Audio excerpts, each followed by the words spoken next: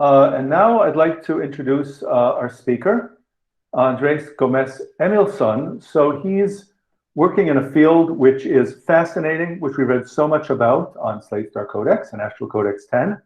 A question that's never been answered, in which thinking people have fundamentally, ontologically different answers to how these things work. And the Qualia Research Institute, when you first read about them, looks like it's working in an area that has a great risk of woo, and yet this looks like the group that is exploring the most difficult areas where science has not quite captured it, and doing that rigorously. It's great that Scott Alexander has put his imprimatur on it on the board of advisors. So now, Andrés, over to you. Fantastic. Hey, thank you for having me. Yeah, this is going to be fun, and yeah, definitely let me know if you can't hear me or you can't see my presentation and so on. So I'll try to share my screen. Try your screen. So yes, I do see you, by the way, and I will tell you as soon as I see your screen. So now I see your screen. Cool. And do you see the presentation?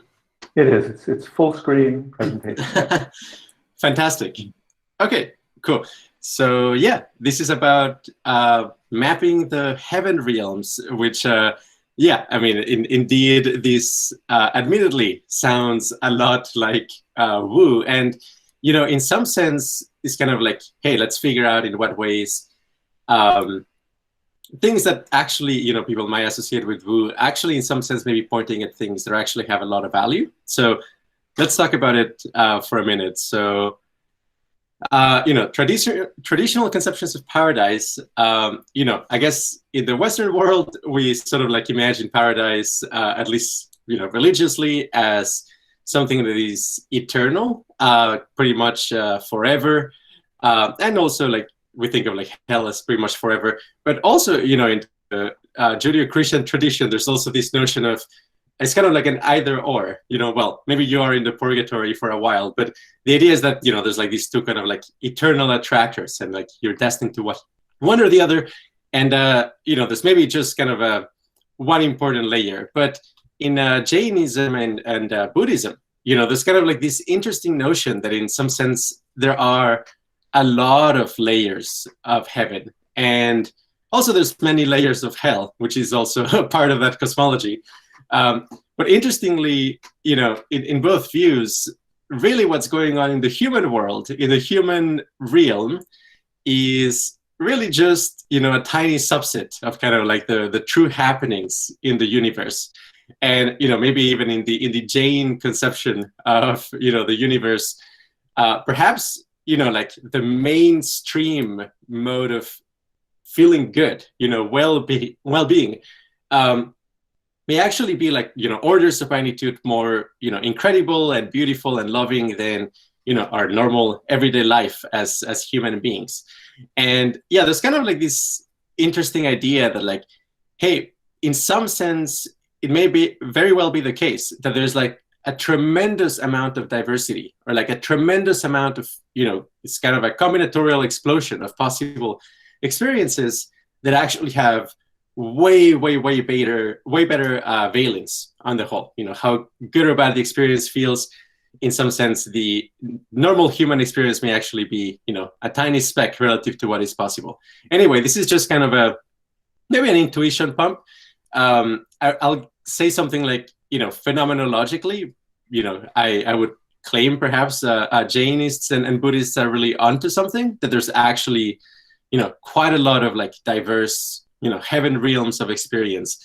And to really talk about them, you know, clearly, I think it's going to be useful to, yeah, basically walk you through the background philosophical assumptions that we use at QRI in order to, yeah, basically investigate the statements of consciousness and what does it all mean. So, yeah, basically, I'll just walk you through core assumptions. And, you know, to a large extent, I have found that the most productive and consequential conversations, in philosophy and science, oftentimes happen, actually when you have a lot of shared background assumptions with the other person you're talking to.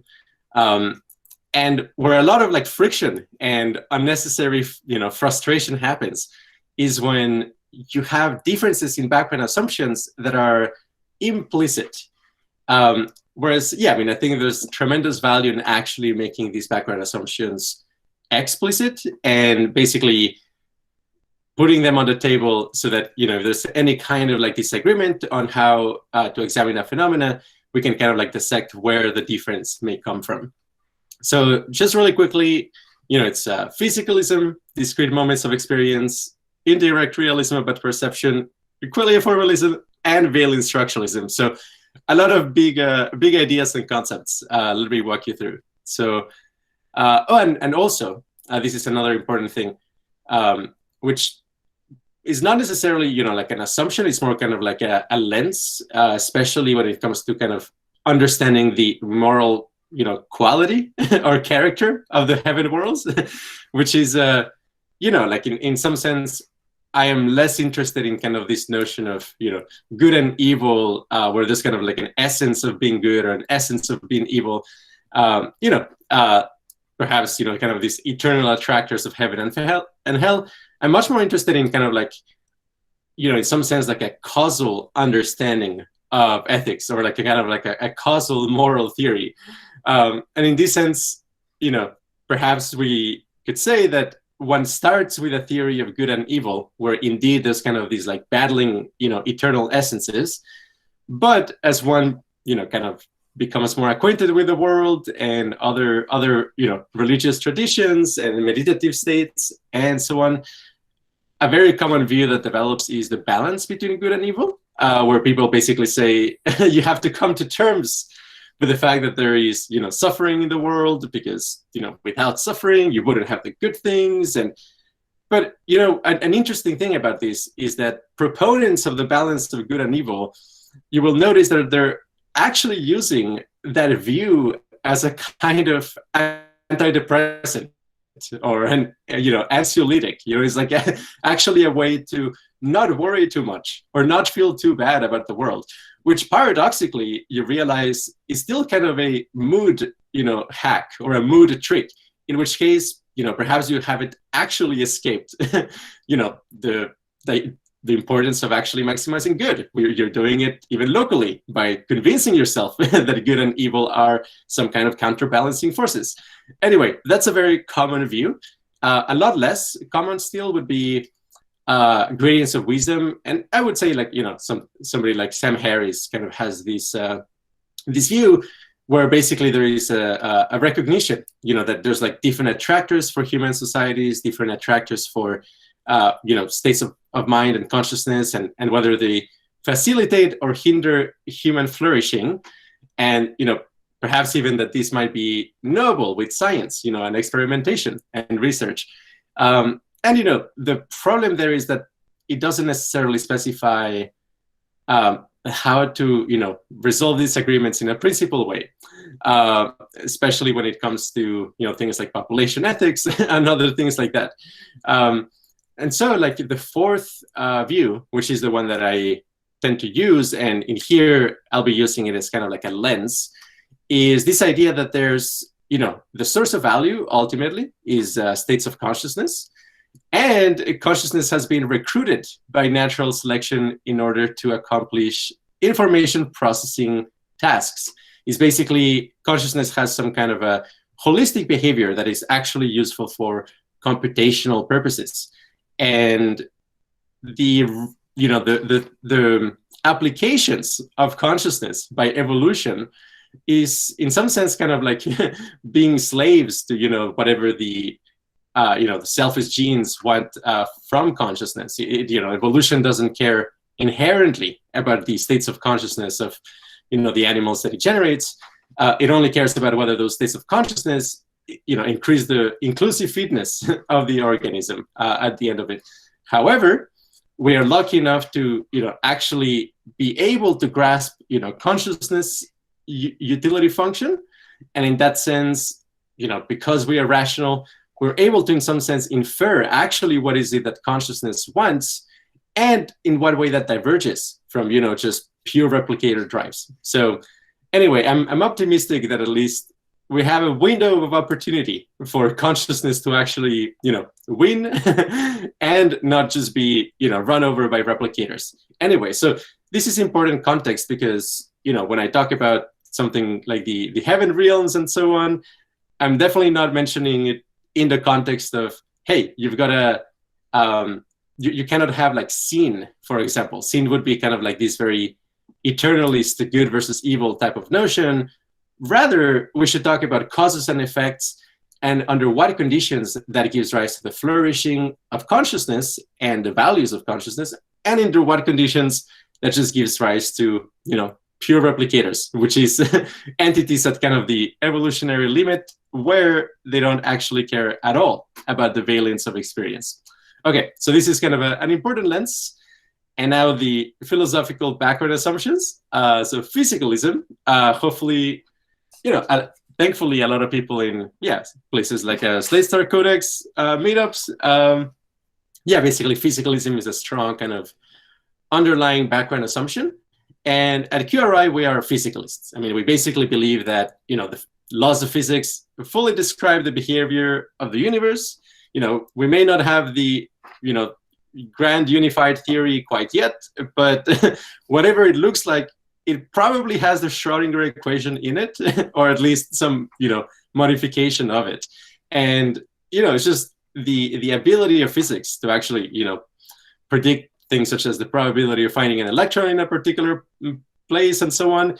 It's just so good, like so extraordinarily good that, yes, I mean, these extraordinary hypotheses that actually, the maths of physics actually describe, like truly the fundamental behavior of the universe. Yes, I mean, basically we take that very seriously. But it's important to mention that, saying that physics describes the behavior of the universe actually leaves open what, in the words of Stephen Hawking, what breathes fire into the equations of physics. And, although I'm not going to list it as a, actual background assumption, at QRI, we, generally believe that, I mean, basically what the laws of physics are describing is the behavior of consciousness, So I'm happy to dive deeper into that if people have questions about it. But I'll just put it out there. Then discrete moments of experience. In essence, there is this illusion of continuity of experience from moment to moment, which is very bizarre because if you take the felt sense of phenomenal time seriously and you kind of really, assume that our experience of time is actually tracking, fundamentally some kind of like external physical time, well, there's strange, things that happen there, such as, you may experience what we call a moment of eternity, where like time stops subjectively, or you may experience a time loop and weird things like that, which, of course, if you do have, this assumption that there's kind of continuity from moment to moment, and that you're perceiving time directly, it's completely bizarre, right? Like if you experience a moment of eternity, like it pretty much feels that you must have broken the universe or something like that. Whereas, in what I would claim is kind of a more sane understanding here, is that, no, actually the brain generates a lot of like snapshots of experience on any given second. Each of those snapshots contains within them, at the structural level, the information about what time feels like for that particular snapshot. And more so, that snapshot will contain information about previous snapshots. But importantly, and this would be a computer science reference or metaphor, this is a kind of a pass by copy as opposed to pass by reference. When you're experiencing the echoes of the immediate past, it's not that you're like literally, referencing that, immediate past. Rather, you're actually kind of like building on top of this echo. But by the moment it's an echo, it's a different experience. So in that sense, as I'm showing in this diagram, each moment of experience contains kind of this temporal depth. And if you loop it around or do weird things to that temporal depth, you can create all sorts of exotic experiences of time.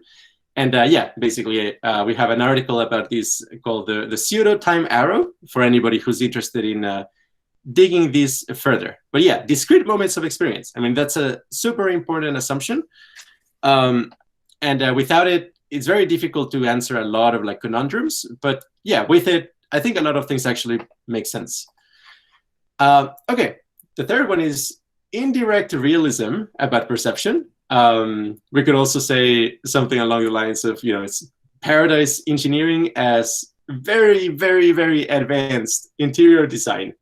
So we recently, put Stephen Lehar as one of the QRI lineages. I definitely also encourage people to read the latest, Qualia Computing or QRI post, which is about Stephen Lehar.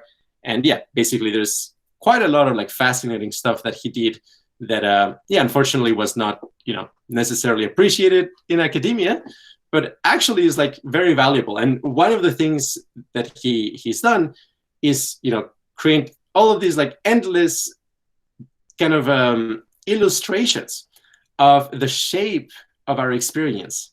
Because, from a naive point of view, you ask a person, kind of like, what is consciousness? What is your consciousness? And oftentimes people kind of like try to point at like, okay, maybe in between my two ears or something like that, right behind my eyes, kind of as if there's some kind of location. But what Stephen Lehar would argue is that sort of is implicitly assuming direct realism about perception, which is this notion that you can access the world directly through perception, that you're actually experiencing the things around you in some strangely unmediated way. And, a direct realist about perception, for example, might say that, a color is actually, like registering a particular frequency of light or something like that. Whereas, and in indirect realism about perception, is very strange. Like actually, the entirety of your experience of the world is all a tiny miniature model inside your brain. And, this is kind of like obvious for a lot of people. It really is not obvious for a ton of people. And I've actually, even in very advanced places like neuroscience conferences or, conferences about consciousness, you talk to people and like, okay, maybe like 60% kind of like get it and actually talk about, consciousness. And you understand that, okay, yes, we're actually talking about this like little tiny world model inside our brains. But then like 40% of people or something like that asks all sorts of questions that really show that actually they're really confused about this. So I figure it usually makes sense to add this as, a very obvious key background assumption and say, hey, like, let's talk about consciousness in this light. And from this point of view, the phenomenal colors, red and so on, they are the paint that is, in a sense, coloring the inner worlds of your world simulation. And actually, color, phenomenal color, has nothing to do with frequencies of light, because you could have synesthesia. And in that sense, audio could produce phenomenal color and so on. So yeah, basically you can dissociate input, the style of input from the actual Qualia values that furbish the walls of your inner world simulation. Okay, so this is an assumption. This is just kind of a slide to elaborate a little bit on kind of the richness of our inner world simulation, and also why it really feels at times that you're like kind of like accessing some kind of a reality around you in an unmediated fashion, because your world simulation actually contains quite a few layers that are working together in order to create a very convincing illusion of direct perception. And three of these layers that Stephen Lehar points out is basically, the first one is like modal perception, which is basically things like colors and sounds and tactile sensations and so on. The second one is basically the amodal geometric rendering of the experience, which includes your proprioception. Basically, you can close your eyes and you will have like a mental understanding of the position of your body, even though you don't necessarily need to feel it, in a tactile or like sensory way. In some sense, there's this sense of knowing that underlies, your beliefs about where your body is. And that is kind of an important layer of experience. You don't notice it is actually a layer until it malfunctions and like it mismatches, you know, and like that's yeah, basically if your arm falls asleep, you know, when you're asleep and you feel that your arm is elsewhere and so on. Yeah, that's kind of like effects where, you know, the proprioception layer is modified and out of sync from the other layers. And finally, we have basically the motor planning layer, which what's fascinating here is that it's actually implemented with force fields. You know, here is exactly also a place where like, this looks so woo. I totally understand this idea that like, hey, we're driven by the invisible forces, you know, the etheric realm or something like that. But the truth is, yes, actually there is this force field in your world simulation. It's not actually, you know, out there in the world, but it is, you know, it does have like measurable effects in how you process information. And yes, you know, if you take a ketamine or something like that, you can experience all sorts of strange warpings of the motor planning force field. And that's itself a very interesting state of consciousness to discuss. But yeah, anyway, there's a lot of things that contribute to the illusion that, yes, all of this is, you know, an unmediated access to the external world. Whereas at QRI, yeah, you basically assume that, hey, this is a world simulation, and that's important. Then Qualia Formalism. This is the idea that basically every experience corresponds to a mathematical object, and that the phenomenology of experience corresponds to the mathematical features of that object. And, you know, I mean, QRI is not the first to propose, you know, Qualia formalist accounts of consciousness. I guess we are, as far as I know, you know, some of the people who are really kind of like pushing for this view in a more general sense, where like we identify IIT as a special case of Qualia formalism. But really there's like many possible theories of like mathematical consciousness. And, you know, we have like some ideas for what the formalism may be, but interestingly, you know, you can still say meaningful things about consciousness using Qualia formalism if you can measure some mathematical features of it and they correspond to phenomenological properties. And yes, that is the state we find ourselves in with regards to perhaps the most important axis of Qualia, which is valence, and takes me to, yeah, basically, I believe the last assumption, yes, which is valence structuralism. And this is really, really important, and perhaps the kind of the thing that really excites me about the possibility of like actually, you know, mapping the heaven realms being a tractable problem we can solve within our lifetime. I actually really think so. And it has to do with this notion that what makes an experience blissful or painful is the actual shape of the experience. That, you know, again, because of our world simulation is tuned in order to help us survive in the African savannah and so on. This aspect of our experience is not explicitly represented, is not obvious. In fact, we tend to have interesting and crazy theories of like what, you know, well-being and suffering and valence, you know, all of that is, but usually they tend to be cast in semantic terms. Again, remember kind of the Judeo-Christian, you know, notion of goodness and so on is kind of heaven and hell from the point of view of like sin and, you know, good deeds and things like that. But yeah, I mean, it seems like we have some sort of social accounting software that we utilize, and in some sense that's rendering a notion of karma. However, if you look at how the feeling of karma, basically retributions for the good and bad things that you have done, that your subconscious, you know, executes on you, you will notice that there's actually a lot of like rich structure to it, that basically good experiences seem to have a particular, broadly speaking, a lot of like symmetry to it. I can go deeper into it, but yeah, basically a lot of mathematical features. And in that sense, that's actually what truly matters. The semantic content in this theory is, in a sense, modulating the shape of experience. And in that sense, you know, semantic content only has a grip on our valence insofar as it's able to actually reshape the configuration of our experience and move it either into more consonant or dissonant direction. And yeah, basically one of our key models at QRI, which basically we are currently testing with neuroimaging data from a lot of very high valence states of consciousness.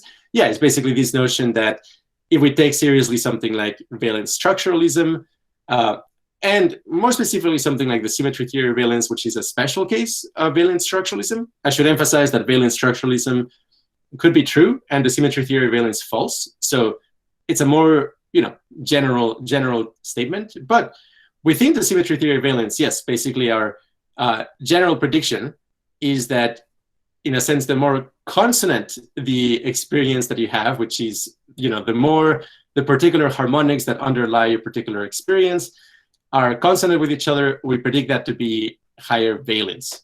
Again, this is a completely testable prediction, but the really cool thing is that if this is true, you can actually, in a sense, fingerprint an experience in terms of its valence in a very succinct way, which is that you will have a CDNS, we call it CDNS, which is consonance, dissonance, noise signature. And each of them have their own spectrum too. And this, it has analogies in music. I'll just forward here, which is that, you can have two songs, for example, that on the whole, they have the same amount of energy in the form of noise, the same amount of energy in the form of consonance, and same amount of energy in the form of dissonance. But they could still be very different depending on actually where in the spectrum that noise, dissonance, and consonance is. And here is a kind of a spectrum of basically a tiny piece of audio that I made, where I'm combining in different regions of the spectrum, basically pieces of very broad spectrum noise together with consonance and dissonance. And the really cool thing is that you can experience two sounds that have like roughly the same valence. It's like they're roughly equally irritating in every dimension, but the way in which they're irritating is in different frequency ranges. So in one is like consonant in the high frequencies, and the other is consonant in low frequencies, and vice versa. Yeah, but basically the point is that CDNS, the consonance, dissonance, noise signature, is also information about the spectrum. Basically, are the good feelings in the high frequencies, in the low frequencies, in the medium frequencies, and so on. And yeah, basically, this is just kind of from the symmetry theory of valence presentation. But roughly speaking, very, very high valence states of consciousness, if indeed they do map on to basically, symmetry in the formalism, that in some sense, you could think of it as this latent, unobservable object that casts different shadows depending on how you measure it indirectly in different ways. And we would have EEGs is one projection of, like the inner state. Connective harmonic analysis would be another projection of it. And biorhythms, in a sense, like how is your heart and breathing and galvanic skin response? Are they coherent or in phase or out of phase? And yeah, basically what we find empirically is that in, at least in EEG and biorhythms, and we are in the process of getting it with connective harmonics, yeah, basically there is this pretty robust pattern where basically the more symmetrical the underlying formalism is, basically the higher the valence the experiences are. Yeah, with that, the heaven realms. Actually, I'm not going to take very long for the heaven realms. To a large extent, a lot of the value of this presentation is communicating the background philosophical assumptions, but here is just kind of a taste of what it looks like to apply those background assumptions to mapping out the heaven realms. And yes, as you can see from the right picture from Alex Gray, you see a lot of these crazy, I guess, chrysanthemum-like symmetry, beautiful patterns, and so on. And yes, depictions of paradise and heaven realms and so on, they tend to have a lot of those features. You shouldn't overlook them. They're actually really important. So from these, basically analyses we posted on the EA forums, I highly recommend people check it out. It's called the Logarithmic Scales of Pleasure and Pain. basically, kind of with a consilience analysis, where like, hey, we're looking at how people compare, how they rate, how they basically rank different experiences, as well as how they describe their relative intensity of different types of experiences, especially peak experiences. There's like a lot, basically, from a number of mathematical models that estimate, latent variables, and from a lot of detective work, we basically conclude that valence actually follows a kind of long tail distribution, and that a logarithmic scale is kind of like a good way of thinking about how intense both pleasure and pain can be.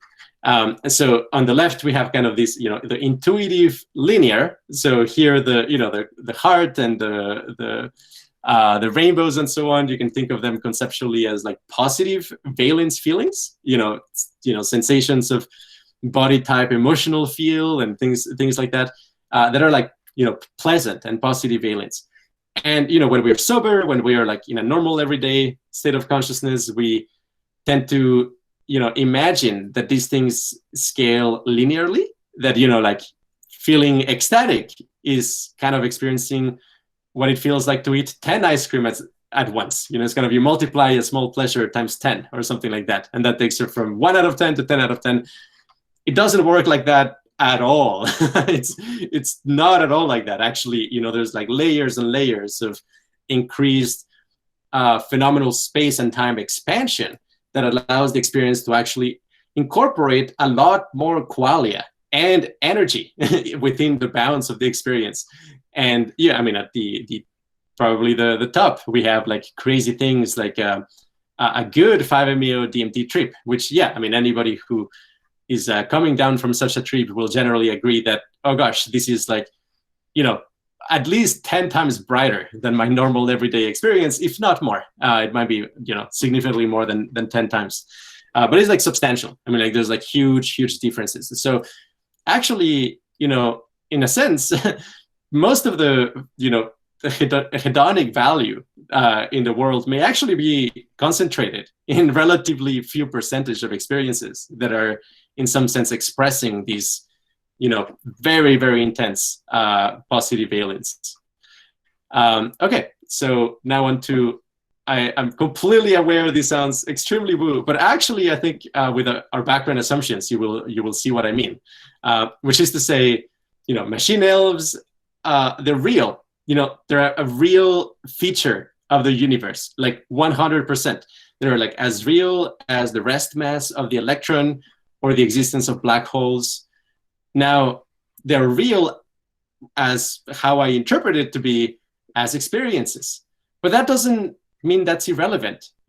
I would say that, roughly speaking, how people think of, crazy machine elf type experiences is like they either dismiss it, it's like, oh, this is too much. I wish I could unsee this. This is just too much. It's too much truth, or too much, human beings shouldn't know these sort of things. That's a kind of reaction. Or also just dismissing it. He's like, oh, that's just a brain fart. That's just chaotic, crazy, electrical firings in your brain, without like actually listening about like, hey, like what is the phenomenology and like why is this significant? Anyway, that's like a typical reaction. The second one is accept and take at face value the experiences. And implicitly, I would generally, my analysis here is that if you have an implicit direct realist view of the world, actually, it kind of would make a lot of sense that, if you take high dose magic mushrooms or DMT and you experience these crazy worlds, that like, of course they can't, they're like too detailed, too real, and there's this feeling of consensus reality, that if there's like a machine elf around you and they see a table in that experience and you see that table too, that in some sense you're inhabiting the same kind of like shared world. Well, in our view, actually the machine elf and the table are both part of your inner world simulation. And maybe, yes, in some sense you do share a world, but it's, a world of experience. And it's basically inside your consciousness. And like I do think that, you have kind of these like sane philosophical background assumptions. You can take a third option, which is what we do at QRI, which is embrace the reality of things like machine elves as states of consciousness, and then seek to understand their properties. And, I mean, people report super frequently, things such as like, yeah, that was like the most meaningful experience of my life, or that was the most, transcendental, or the time I felt the closest to God or source, and things like that. And, from our point of view, that actually means they're experiencing unusually high valence states of consciousness. So actually, this really matters. It really, really does matter, because if we figure out, what are the conditions that give rise to a positive, a high valence and sane and blissful and, healthy machine elf type experience, in that sense, that might be an incredible way of actually increasing, the hedonic value of our experience. I don't mean to say like, hey, people go out and everybody should take magic mushrooms, because the truth is that these things are chaotic, and there's no currently any, fail-safe way of actually achieving these very positive high valence states. However, when done really carefully, you can really load the dice towards like very, very positive and beneficial states. Okay, so the state space of, very, very what we call high energy states of consciousness can roughly be, laid out in these 2D axes.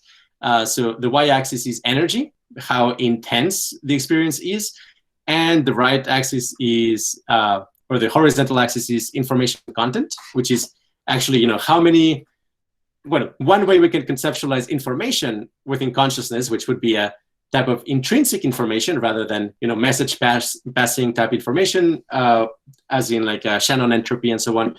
I mean, within consciousness at Kira, we generally think of it as intrinsic information, the intrinsic information of the bound state. And one way of thinking about it is how many steps are you away from what we call zero, the zero state, where there is no information. And in that sense, you can represent, how far away you are from, the ground state, or, kind of that zero ontology state. And that can happen through, in a sense, symmetry breaking operations. Basically, anytime you actually experience a piece of information, you can think of that as like symmetry breaking of some sort, where a particular geometry is actually breaking up such that you actually can encode information in the way the symmetry is broken. Now, in this light, yes, I mean, basically you can stay all the way in extremely low information content. And when you do that, the type of experiences that you have, which would be kind of this, the vertical column to the left, is basically hyperbolic honeycombs and, perfect geometric tessellations, and also things such as like infinite consciousness, the jhanas from Buddhism, and infinite space and infinite mind. And I mean, all of those are like extremely low information content, and they can be high energy. Not necessarily. I mean, the thing is, you can experience a very low information content experience, both in high or low energy versions. And the energy actually functions as a sort of a multiplier for the valence. So in some sense, if you can guarantee, a very low information, very positive experience, higher energy is better. But, if you can't, then higher energy is, kind of like playing Russian roulette sort of thing. And yeah, I mean, basically taking DMT, unaided, without, practicing a lot of meditation beforehand, or, taking the appropriate supplements with it. Yeah, it's basically kind of like a chaotic random walk in this space. Basically with valence structuralism, the very nice thing here is that we're not entirely at a loss in order to describe which of these regions actually feel good. I'll show you a diagram of that in a second. But yeah, I mean, basically, I do want to emphasize that, these experiences, and I talk a lot about it in this video called the Hyperbolic Geometry of DMT Experiences, a presentation we gave at Harvard. Yeah, basically, these are like really meaningful properties of experience. Especially, there's a lot of like fascinating holistic behavior and information processing that arises on each of the different levels of a DMT trip. And they all have unique valences. Basically, you can experience what you might call a high-dimensional bliss, or also high-dimensional, pain and suffering, which is which is a risk. But yeah, I mean, basically, higher dimensional states of consciousness are real. I mean, like, of course, it's still an important question. Like, how do we formally, describe what it means for an experience to be high-dimensional? And of course, I'm happy to go into that if people are interested.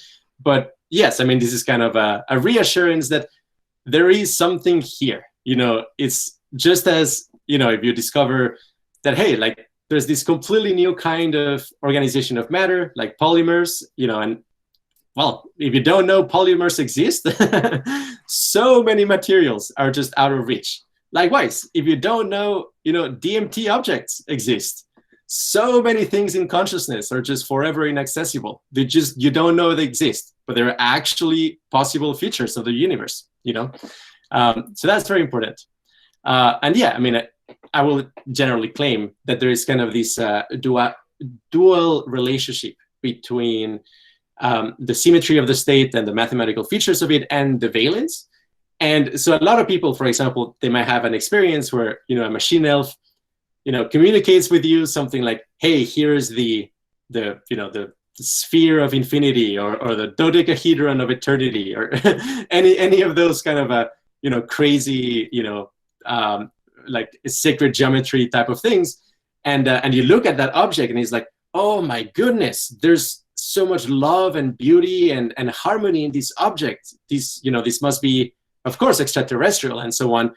And like, you're absolutely right that, the valence of that phenomenal object is probably really exotic and in sometimes, actually, insanely blissful, like way better than an orgasm and things like that. Just the feel of the mind while contemplating this object is fabulous.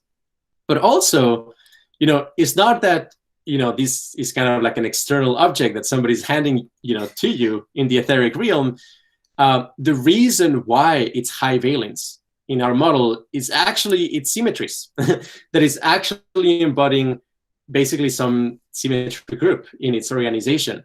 And the valence is that. Now, it looks kind of like alien advanced technology, but that's also partly because we associate high dimensional states of consciousness with higher intelligence. And, there's good reasons for that. But yeah, I mean, basically the point is, if a machine elf hands you one of these objects, study its, mathematical features. And I would claim, and it's for you to verify, that the more blissful that object is, actually, the more it's instantiating a symmetry group in a clean and perfect way. Okay, the other very important kind of heaven realms to actually talk about would be the 5-MeO DMT heavens. And in this chart, basically, I'm kind of like describing what way DMT and 5-MeO, they're pretty different in terms of like the rough, probability of taking you to different regions of these like information content versus energy landscape. And I mean, yeah, roughly speaking, 5-MeO DMT generally gives rise to an annealing process similar to like metal. We have this article called neural annealing. Scott Alexander has referenced it. But yeah, I mean, basically, 5-MeO DMT seems to be kind of a powerful global annealing effect, where basically all of your networks basically work as a unified field. And so internal boundaries get dissolved. But generally speaking, the information content on 5-MeO tends to zero. Like a really good 5-MeO DMT experience is, yeah, basically indistinguishable from, classical, enlightened states of like zero information, kind of like the waters of consciousness have achieved perfect level in kind of these nirvanic states of consciousness. And yes, I mean, the peak of 5-MeO DMT experiences, if you have a good one, it is generally going to be better in valence than the best DMT trips. And that is because DMT generally pushes actually to like, loops and twists, partial chaos and chaos plus noise. But yeah, I mean, basically noise-driven chaos and a lot of like interesting, like rich complexity seems to be kind of its attractor. Another kind of like metaphor we sometimes use is the difference between crystals and quasi-crystals. That like the particular harmonics that 5-MeO DMT, you know, the way in which the harmonics interact on 5-MeO DMT basically makes them, you know, so fully orthogonal with each other that in a sense they absolutely don't couple together. And in that sense, they kind of work as these separate high-dimensional rendering of reality. Whereas, yeah, in DMT, they interact a lot. So basically, the dimensions of experience get entangled and twisted and sheared, and you get all sorts of complex interactions that basically end up encoding tremendous amounts of information. Yeah, I think like this is the last slide. A fascinating thing is that, yeah, I mean, basically the peak 5-MeO DMT experiences, they're not visual and rich and full of like just noticeable differences. Basically, the intrinsic information content on 5-MeO DMT tends to 0, and so the visual replications that people have, they generally don't even evoke kind of like as much pictures as a sense of time and space. Oftentimes, it's going to be time and space expansion, but above all is this feeling of you're inhabiting a huge void. Now, if you know from mathematics, just because a space is empty, it doesn't mean it's the same space as every other space, because in a sense you can actually inhabit one of a gazillion different hyperbolic manifolds, and each of them locally, sure, like they're empty space, but actually globally they're completely different mathematical objects. And generally I would say that yes, 5-MeO DMT pushes you towards void experiences. However, the particular geometry of that void varies from experience to experience. Basically, there's like many attractors to that void. And also, there is the possibility of actually identifying ways of telling what type of void you found yourself in. So, for example, one attractor is kind of the perfect visual stillness is one particular attractor of 5-MeO consciousness. Another one is like perfect silence. Another one is like perfect peace. And you can notice that in some sense, perfect peace is sort of like very high valence body type sensations, whereas like perfect silence is very high valence audio type sensation. It's and in that sense, you can think of those as different subspaces, different types of voids. And yes, basically, 5-MeO DMT can instantiate one of them. However, it's a huge risk because of the symmetry theory of valence, and also empirically, yeah, I mean, basically 5-MeO DMT often takes you either to extraordinarily high valence states of consciousness or extraordinarily unpleasant states of consciousness. I mean, the 5-MeO DMT hells are very, very, very bad. So it's one of the reasons why I don't advocate, people actually go and try 5-MeO DMT, especially not with a shaman, and especially not with somebody who doesn't care about like precise dosages or anything like that. Anyway, 5-MeO DMT on very small dosages, like 1 to 2 milligrams, is probably pretty safe and probably pretty therapeutic. But yeah, on higher doses, it's a gamble. You could end up in heaven or in hell, and like there's very little we can do right now to basically guarantee a heavenly state. But yeah, I mean, basically the rough shape of the relationship between information content and valence that I mentioned that we predict at QRI and we have observed so far is that basically the range of valence grows as information content decreases, except at the very top where information is close to 0, and then all of the experiences become positive valence at that point. But the worst experiences will actually be close to 0 information too, which in a sense, that kind of like disjointed grid at the bottom right in the diagram illustrates what I'm talking about, which is if you have a space that is perfectly regular, except that it's sheared and broken and discontinuous in one particular way, that could be a profoundly unpleasant, highly dissonant state. And that's very important to avoid. But interestingly, that's like actually pretty similar to a perfectly regular experience. So yeah, I mean, heaven and hell are one hair's width away in this model. And yeah, I mean, really, if you want to instantiate reliable reliable heaven worlds, heaven realms, you actually need to find a subspace whose combinations is robust. Basically, you can think of it as kind of a musical key where all of the possible elements in your experience that pairwise they are consonant with each other, such that, hey, you can explore different ways of experiencing the state, but all of the combinations are high valence. And in that sense, that's what we are most interested in. We think that basically that type of analysis is what will basically allow us to generate very high valence, intelligent and functional experiences. And I think this is the last slide, just to remind you that this, as the picture of the state space of consciousness, might be a good first approximation. Of course, there's a lot more richness and depth to it, but roughly speaking, this is kind of the first approximation. Basically paradises and heaven realms would be to the complete total upper left. But all of the very, very crazy machine elf experiences would be kind of in the middle column towards the top. Okay, so I think that's about it for my presentation. And happy to take questions or reactions, comments, criticisms, and so on. Okay, well, we have a lot of questions that came in.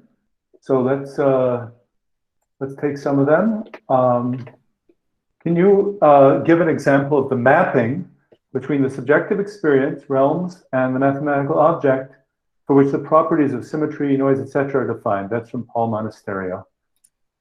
Yeah, definitely. There's like a number of models. I mean, like the simplest. And the fun thing here is that you can have a simple model that still captures a lot of like rich information that is, in a sense, still clarifying. And we know this model is not complete, for a number of reasons. But like the simplest model is a graph. This is one that we explored for the pseudo-time arrow, basically modeling phenomenal time. So basically, each node in the graph corresponds to, you can think of it as an atomic quail, basically a speck of experience, like a speck of blue or a speck of tactile sensations. And the edges are the local binding connections.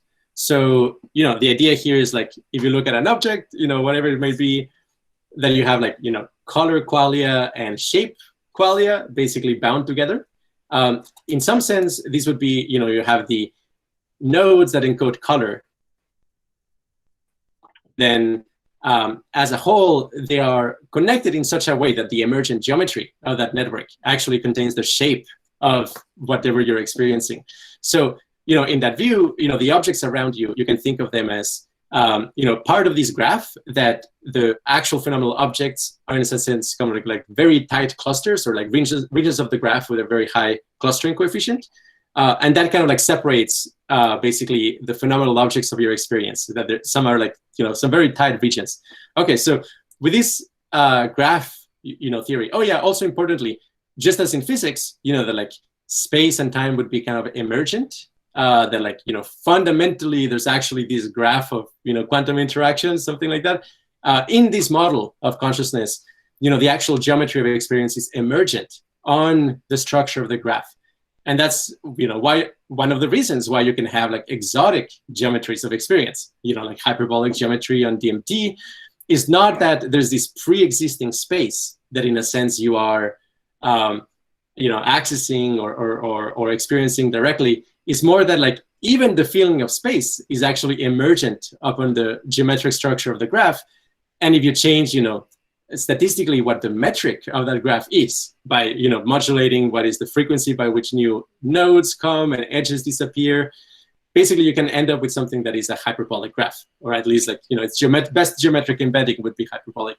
And in this view as well, with this model, time essentially becomes patterns of statistical conditional independence. So like similar to how you can have a, in some sense, a eternalist or like timeless notion of causality in terms of implicit patterns of conditional probability.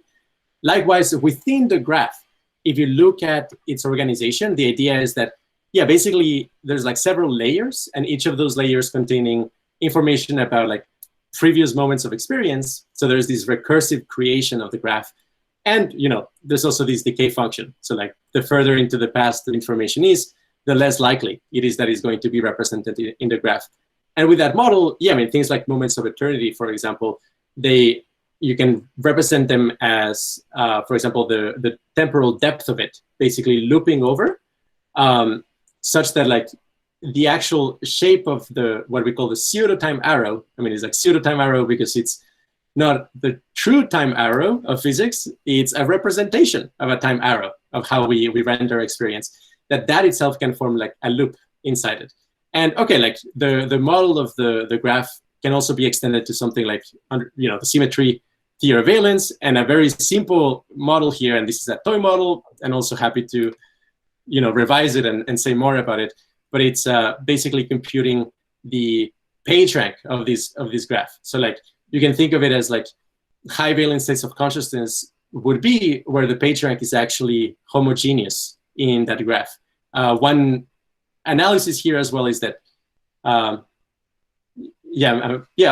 basically there's like attention and awareness, and in this model, each node is basically a speck of awareness, and also the nodes are the edges. There's one extension where the edges are directed, and in a sense, where the flow of the directed edges go is where attention pulls. And in that sense, you can think of attention as kind of concentrated awareness. And very high valence states of consciousness basically have homogeneous distributed awareness. So like on a 5-MeO DMT experience, for example, you don't have this property of like attention kind of like flickering around, and in that sense, like breaking symmetries in your experience.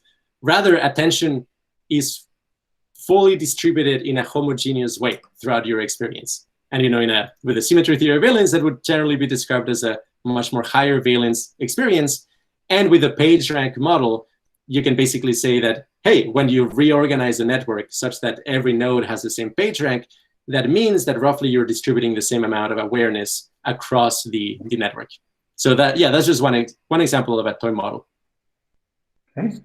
Alex Ellis asks, he says, since you offer to explain, what does it mean for an experience to be high dimensional? Yeah, definitely. So intuitively, you can think of a high dimensionality as like having more degrees of freedom. However, that doesn't really capture what a lot of these experiences suggest. So one analogy that we can use here is consider basically three planes. Basically three planes, each of them containing one dot in the plane.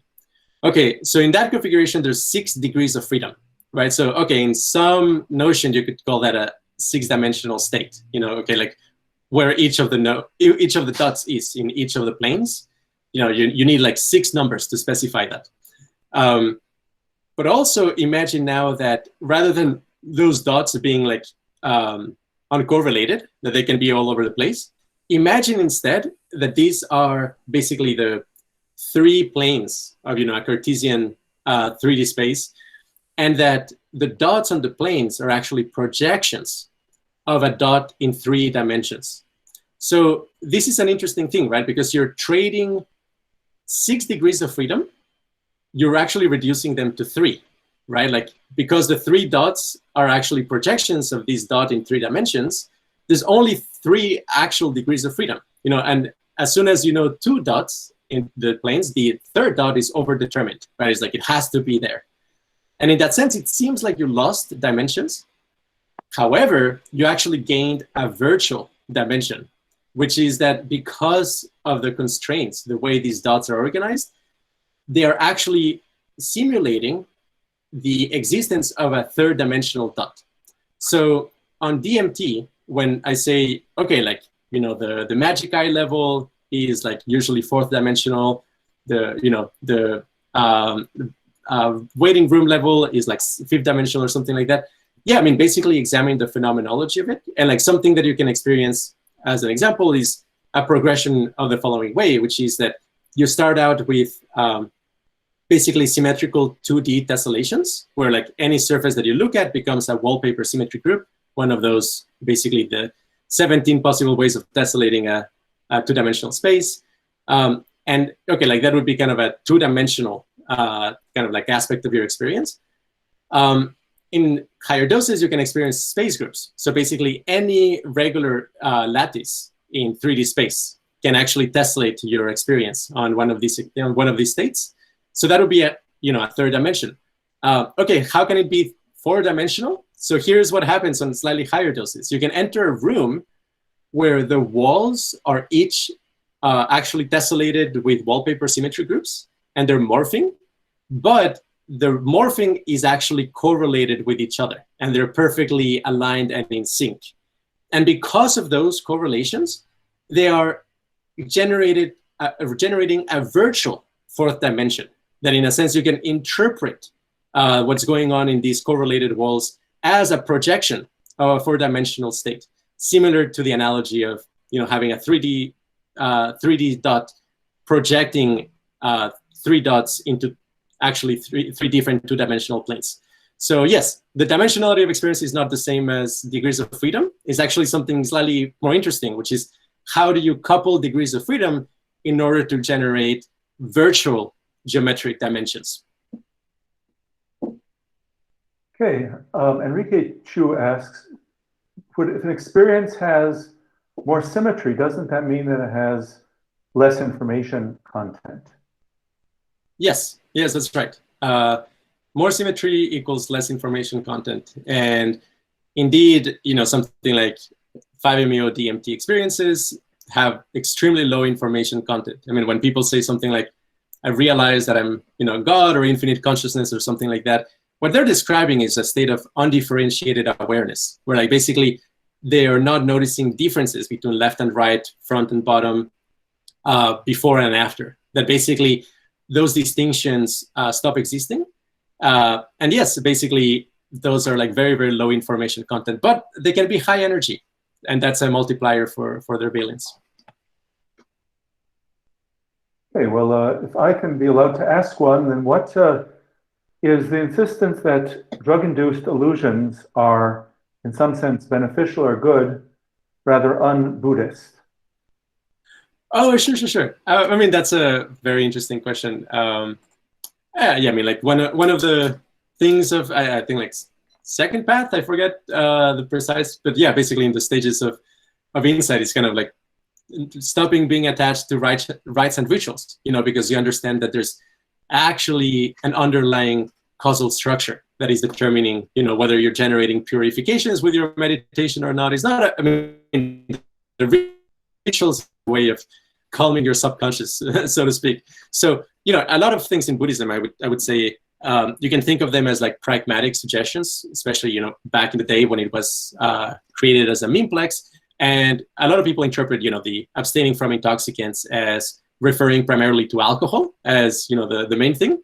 And yeah, I mean, I think there's a fair case to say that if it turns out that we can, reliably, increase people's, progress in the meditation path along, Buddhist lines with very, very carefully dosed, psychedelic experiences. Yeah, I mean, I think actually a lot of Buddhists would take the pragmatic approach and say, yeah, that's going to reduce a lot of suffering in the long term. So why not? Okay. A. Mayhew asks, is this data set created from various drug experiences? What about sensory deprivation, meditative states, brain damage, runner's high, or migraine with aura? Absolutely, yes. So, no, I mean, the only reason why, I talked about, DMT and 5-MeO DMT here is because there's a lot of 3D visuals that I can show you, and it's kind of interesting. Whereas talking about, the jhanas, which are also, very high valence states of consciousness, or temporal lobe seizures, well, I can't find replications of them online. There's not a rich and thriving community of people with temporal lobe epilepsy that are, trying to create, beautiful renditions of it. So it's, in that sense, yeah, I mean, there's a lot less phenomenological information to analyze. But yeah, I mean, basically the article in EA forums, if you Google the logarithmic scales of pleasure and pain, is really comprehensive. I mean, not only did we look at the literature for any kind of hints of experiences with very high valence to kind of catalog them and say hey, put them on the map. Hey, here's very high valence or very low valence. But actually, we asked people in surveys to actually, you know, in a grassroots sort of way, like bring up, okay, what is the three top most meaningful or pleasant experiences in your life? And, you know, that gives you kind of like a representative sample of like, okay, like what actually is driving people's, you know, very blissful states of consciousness. And yeah, I mean, of course, even in that data set, things like MDMA and LSD showed up. But, you know, things like having a child, like the becoming a parent actually seems to be, I mean, it sounds very cliche, right? Like becoming a parent, people describe it as like, oh my gosh, it was life-changing. And like, it almost sounds like, you know, they're trying to convince you or convince themselves that, you know, it's worth it and whatnot. But by reading just like so many first-person accounts of like no, actually the qualia of like the moment the first moment you hold your baby for the first time, like the qualia you experience there is actually superior to MDMA qualia. And like, you know, we've actually seen that contrast, and people describe like, no, actually the qualia is very special. So anyway, this is a roundabout way of saying, no, I mean, there's far more than, you know, just drug-induced experiences. I mean, maybe just to highlight that, like, yeah, temporal lobe epilepsy might be the other kind of like super, super high, like peak state. And like, we have like quotes from Dostoevsky saying that, like, you know, he would trade a few seconds of that wonderful feeling for like maybe 10 years or like maybe his whole life, just because of how insanely transcendental and perfect it felt. And yeah, that's a common occurrence. People who experience temporal lobe epilepsy, especially affecting the insula, they report that. Yeah. Gherkenglass asks, do you think that any axiom system that can make statements about provability in that system, any logical theory that can prove that it's incomplete or inconsistent, contains the structure you are looking for? I don't know. I'll have to think about that. I mean, it seems that, I mean, okay, so like, I mean, this gets into like a very, very deep topic. Maybe if other people are interested, I can dive deeper into it. But like, so, I mean, how like, you know, theoretical computer science intersects with consciousness research is quite fascinating. And like most people, you know, places like AstralCodexTen, and honestly, like most like smart people, you know, that are around are like functionalists. And generally they will say something like, yes, if you know, kind of like recreate whatever algorithms your brain is performing in a digital computer or a, you know, sequential, you know, processing device, like that will instantiate consciousness. You know, that's like one particular view. And like, there's a lot of reasons why that should be true. And like, I actually recognize that that's like a smart person view because the alternative like leads to all sorts of paradoxes. But actually, anyway, it's a rabbit hole. But yeah, basically we believe like functionalism is not the case. We have an article called Against Functionalism by Mike Johnson that, you know, lays out in depth like all the arguments why we think functionalism ultimately doesn't work. But yeah, I mean, basically the thing is that generally, so similar to like how you there's like some algorithms that become possible when you have like quantum computing. I mean, you can still emulate them. It's just that the runtime complexity will be screwed. So likewise, you know, consciousness, it has holistic behavior that can have computational properties. And like, you know, that's one of the main things that we were interested in is like, okay, like in what way, you know, binding of experience is providing non-trivial computational benefits to the organism. So in this sense, I think of like, okay, you know, whatever applies to like serial algorithms will be even more general in the case of consciousness. I mean, in other words, you can do with consciousness anything you can do with a serial computer, but you can't do anything with a serial computer that you can do with consciousness. So I guess my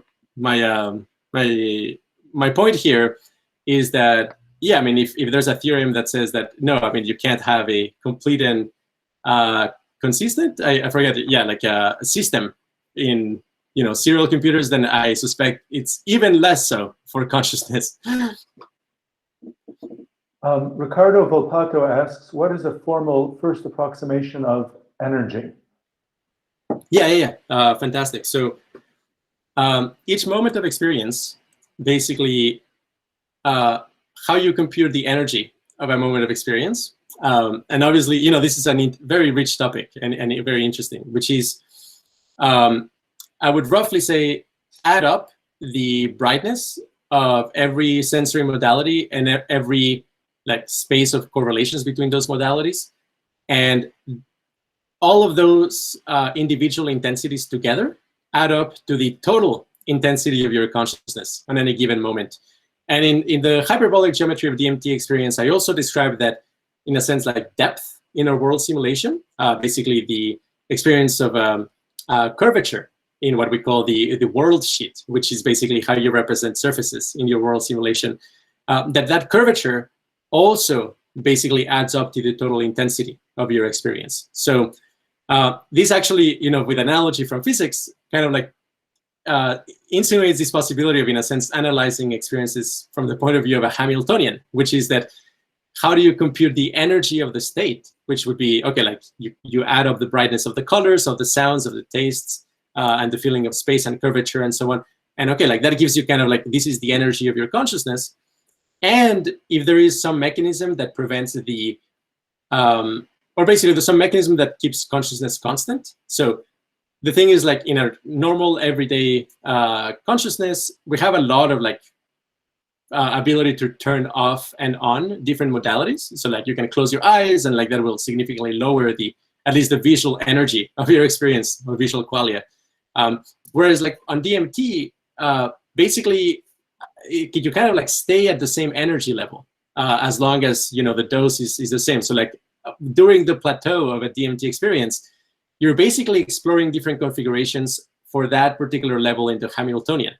And that is one way in which you can study, in a sense, what is the energetic equivalence of different aspects of experiences. So, I mean, you'll have to take my word for it, but basically you can put all of the energy on a DMT experience towards the qualia of blue. I mean, this sounds absurd, and probably a lot of people are not going to believe it, right? But you can actually experience a profoundly blue experience, like insanely powerfully concentrated blue qualia, like extremely bright and extremely blue. Okay, like that is when you smuggled all of the energy towards like color qualia.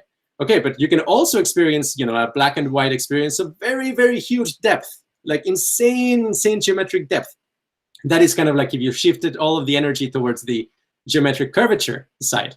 Or also, extremely loud sounds, extremely loud feelings of sensory, body vibration is another manifestation.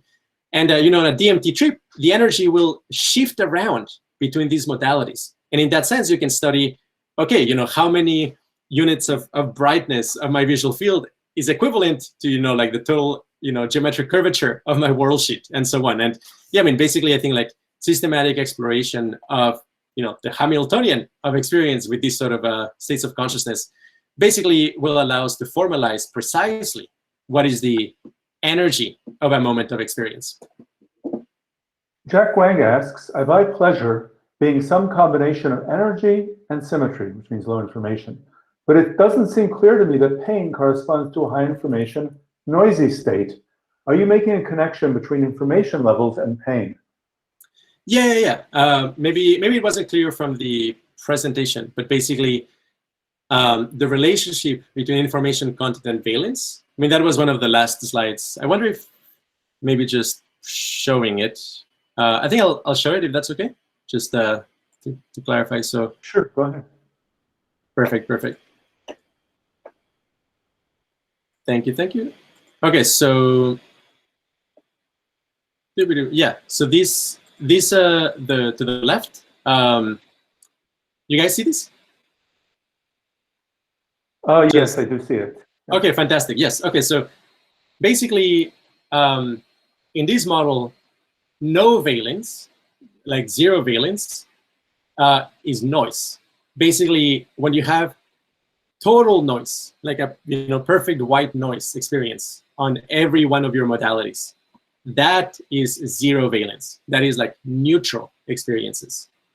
And as you reduce the information content, but let's say keeping the energy constant, what you will see is that you can experience both more intense pleasures and more intense pains So, I mean, a concrete example here is one of the things that we predict is that SSRIs, not for everybody, but the typical effect of SSRIs is that they add noise to your experience. So because they're at noise, they push you to the left on this chart, which in a sense reduces the range of valence that you can access. So yes, it's true that on SSRIs, crying is harder and feeling really upset is like harder because there's like a lot of like noise that basically dissipates the energies and the energy in the patterns of like, emotional processing. But also SSRIs make orgasm less intense and less resonant and less blissful. It also makes meditation harder. It makes a whole bunch of things that rely on high valence more difficult. So yeah, in a sense, I'm not saying that, low information is positive and high information is negative. Not at all. But in this model, actually, a lot of high information close to noise results in the elimination of valence. Actually, the very, very, very negative experiences in this model are actually very similar to highly symmetrical states. It's just that what's going on is that you're experiencing the simultaneous existence of incompatible symmetries. So just an example, like on a DMT trip or whatnot, if you're experiencing like a visual effect of like what's called a 632 wallpaper symmetry group, so basically one of the possible tessellations, and then there's another one like a star 442, another one of these tessellations. Well, those two are actually incompatible. Like if you overlay them, you will have a dissonance effect. So on DMT, that happens a lot. Basically, you experience these like clusters of synchrony that on themselves, they're like very symmetrical and blissful, but they're incompatible with one another. So actually you experience kind of this war between, modes of organizations and patterns. And that causes a lot of unpleasant experiences. And on 5-MeO DMT, the hellish realms are also very low in information. It's just that you're experiencing, let's say, for example, two of these voids. They're just incompatible voids, and you're trying to experience both of them at once, and that generates profound dissonance. So yeah, basically, just to wrap up, in a sense, we predict that very positive and very negative valence states are actually both in very low information, but the very, very, very top lowest information ones are all positive valence.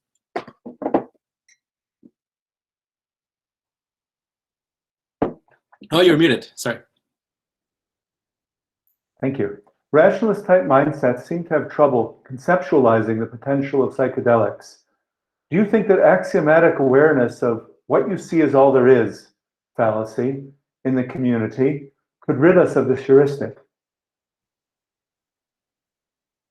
I'm not sure. What would it mean? What you see is all there is in this context? Trevor, do you want to speak up? I think he's saying that, of course, psychedelics help you see things that are not there, and the rationalist community has what he calls a fallacy of that. Well, all there is what you see.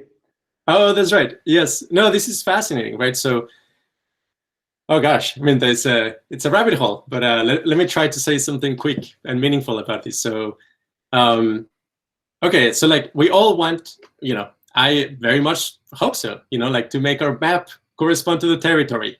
That's very important. I completely agree. However, what is the territory? What is the scope of the territory? And, if you have like direct realist perspectives, or if you don't care about consciousness, the territory might just be the causal structure of the physical universe. That's about it. And like, okay, that's all the territory you need to know. Whereas, no, actually, if you take consciousness seriously, the territory is not only the physical world in terms of like its external organization or its organization from the point of view of outside. The territory is also the state space of consciousness. It's actually what's out there. I mean, not necessarily out there in the world, but out there as like potential configurations of, matter and energy. And, that's hugely important. Again, like in the slide I was mentioning, like machine elves are a real feature of the universe. except that they are experiences. But that, everything that we care about to begin with is the states of consciousness. Now, some people may deny that, but yeah, I mean, I think the argument that all you ever care about is consciousness, whether you realize it or not, I think it's, yeah, a pretty solid point. And, if you actually understand that, hey, the territory contains all of these, heaven worlds and, well, hellish realms too, that understanding that matters a lot. That's actually giving you real, true information about the universe, about reality, that these are real important features, and most importantly, that probably most of the moral value, or at the very least hedonic value, is probably concentrated in exotic states of consciousness, not in the human realm all that much. That said, I do respect the human realm a lot, and I think getting right the standard human experience is also really important. It's just that, looking forward to, hey, paradise engineering, yeah, we can do much better than just, normal human experience. So let's just do a few more, and then we'll continue our conversation. Jonas Halgren asks, have you thought of evolutionary reasons why experiences of pleasure would be higher for symmetrical states? Or are there other foundational reasons for symmetry predicting high valence states of consciousness? Yeah. I mean, understanding the causal structure here is actually pretty subtle. So it's something, it's taken me years to basically understand this conceptually, and like, how does it fit with evolution? The same as, like, for example, the binding problem of consciousness. That, like, I mean, one of the key reasons why I think, like, functionalism is so appealing is because, for the most part, we don't internalize that the binding problem is a real problem that requires real answers. And things such as, like, synchrony between neurons is not a real explanation for the binding problem. But yeah, I mean, the symmetry aspect of valence and where does that come about? There is a causal structure that you can think about, which is where, hey, actually, symmetry is incidental to valence. That we like symmetry because it's a marker of, like, low mutational load. That's, like, one classic explanation. And I think there's something quite true about that. Like, in a sense, like, we like more symmetrical faces and, like, symmetrical features, and also even, things such as, like, harmony in one's voice and things like that, are indicators of, like, health. And in that sense, like, yeah, there's would be a good reason why we are kind of attracted to that just from that point of view. And in that model, it's sort of like, we have, like, a symmetry detection module, you can think of it. And whenever you get a very strong hit, it kind of, like, activates a pleasure module. And then you feel good about it, right? But the symmetry is incidental to the pleasure. In that model, whatever it is that you're recognizing that you like, could be something else. It could be having nothing to do with symmetry, but pleasure would still be the same. That's not the symmetry theory of valence. The symmetry theory of valence says is actually the symmetry of the formalism, of the actual shape of the experience that determines valence. And it's more that evolution is using this property of consciousness in order to implement all sorts of information processing algorithms that are beneficial from the point of view of evolution. So, and so, for example, even when somebody likes, like, very dissonant music, in this type of analysis, is not that, they now have kind of a dissonance recognizing module and, like, that triggers happiness. And also, like, that general model has a lot of issues where, like, you still need to account for, like, okay, but then what is that happiness? Just saying, and then this triggers a reward signal that doesn't tell you what that reward signal is inherently. So there's still kind of, like, that mystery. But yeah, basically with the symmetry theory of valence, when somebody enjoys very dissonant music, actually what is going on is that there is a chain of causal effects that actually makes that dissonant music increase the symmetry of their experience. And there's a lot of reasons why that can happen. For example, if you're suffering a lot of mental suffering, intense dissonance can actually distract you from it. And in that sense, intense sensory dissonance can be something that relieves an even worse kind of dissonance that is going on inside you. So in this kind of, like, symmetry theory of valence explanations, yeah, I mean, roughly speaking, we claim that, independent of evolution and independent of, like, reward functions, the actual symmetry of the experience is what drives the valence. Now, the most straightforward application of these from an evolutionary standpoint is as a very quick and fast computation of homeostasis.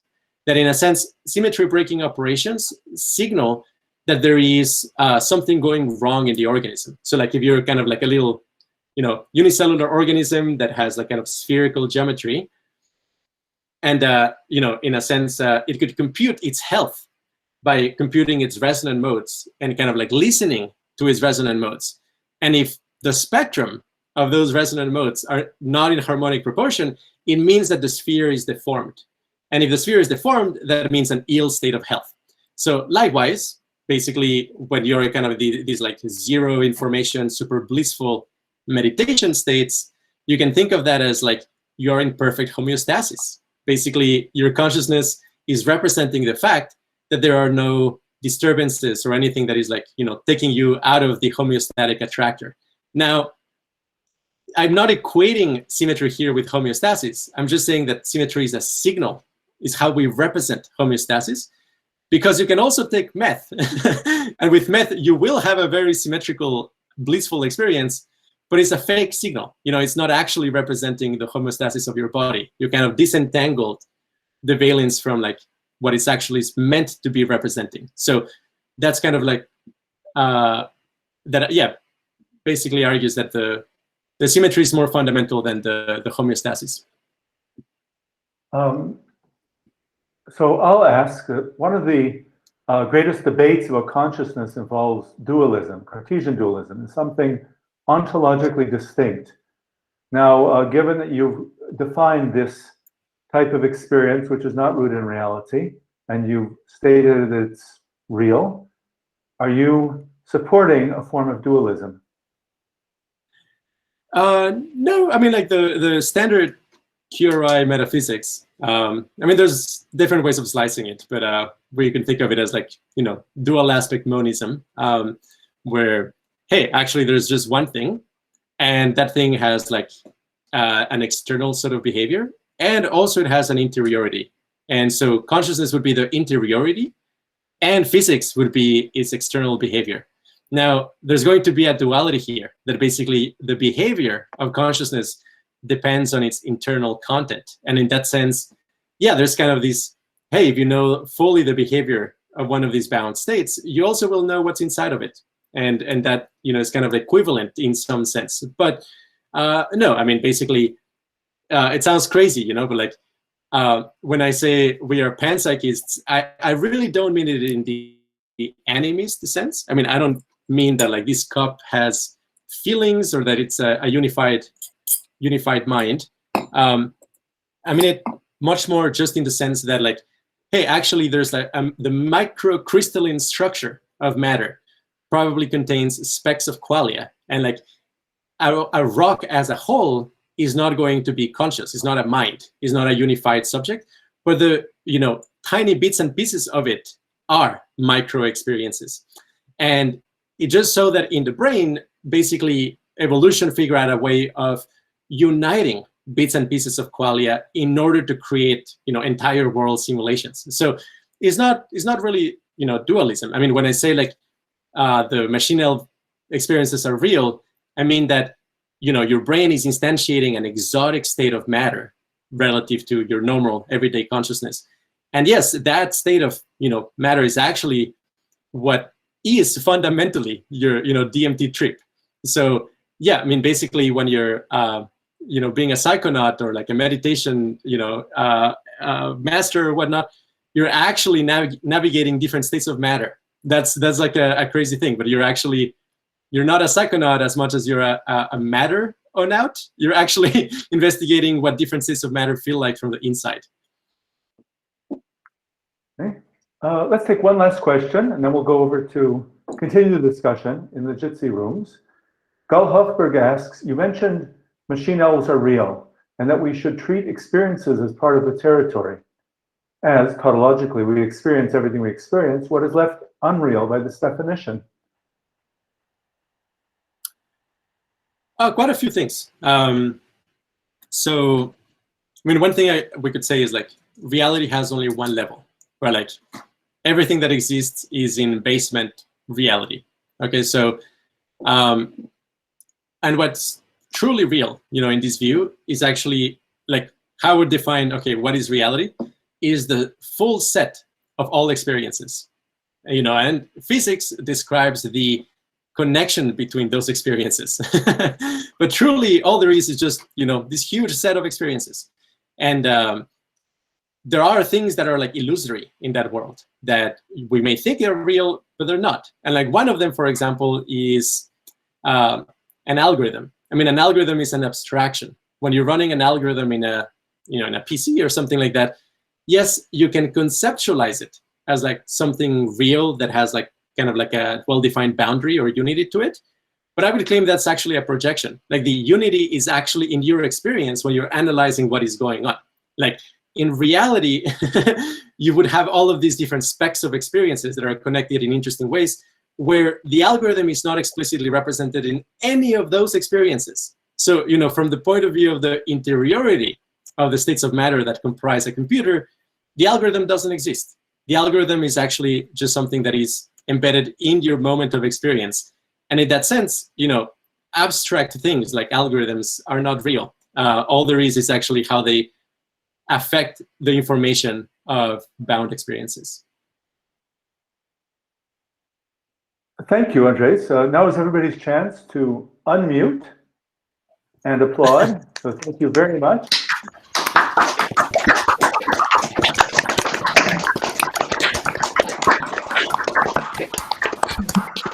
Thank you.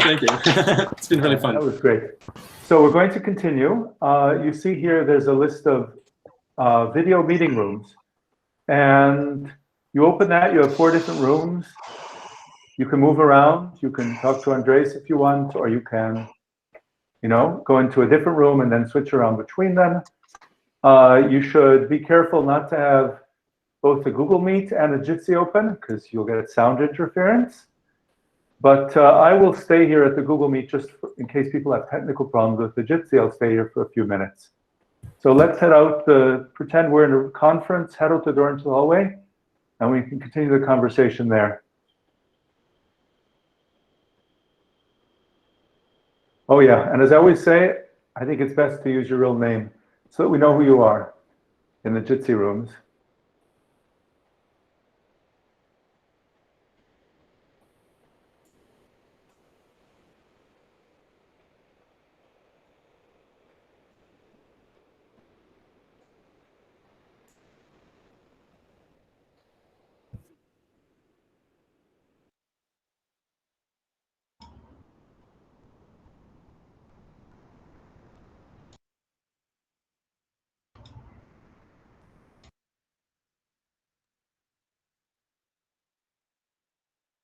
I am here in the Google Meet. If anybody is trying to get into Jitsi and having trouble, just unmute and speak up, and I'll see what I can do.